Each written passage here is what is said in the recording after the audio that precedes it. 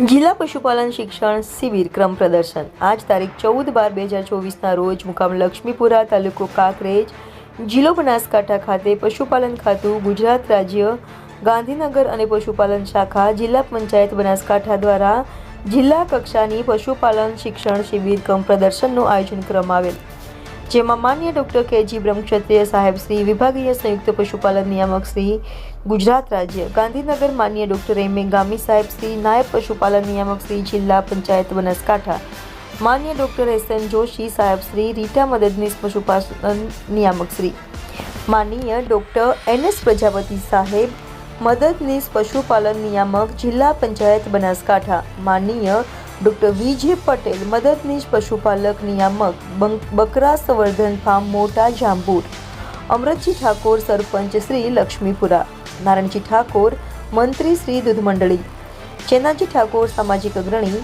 પારાજી ઠાકોર, માજી સરપંચ, તરસંગજી ઠાકોર, સામાજિક અગ્રણી, કાનજીજી ઠાકોર, સામાજિક આગેવાન, રામજી ઠાકોર, મંત્રી સેવા સહકારી મંડળી, હીરાજી ઠાકોર, સામાજિક અગ્રણી, બાલાજી ઠાકોર, સામાજિક આગેવાનની ઉપસ્થિતિમાં જિલ્લા કક્ષાની પશુપાલન શિક્ષણ શિબિર ક્રમ પ્રદર્શનનું આયોજન કરવામાં આવ્યું, જેમાં તજજ્ઞો દ્વારા વૈજ્ઞાનિક ઢબે પશુપાલન, પશુ સંવર્ધન, પશુ પોષણ, પશુ આરોગ્ય, પશુ માવજત અને પશુપાલનમાં કૃત્રિમ બીજદાન માટે સેક્સ સોર્ટેડ સિમેન્ટ ડોઝનો ઉપયોગ ઉપરાંત સરકારની વિવિધ સરકારી યોજનાઓની માહિતી આપવામાં આવી.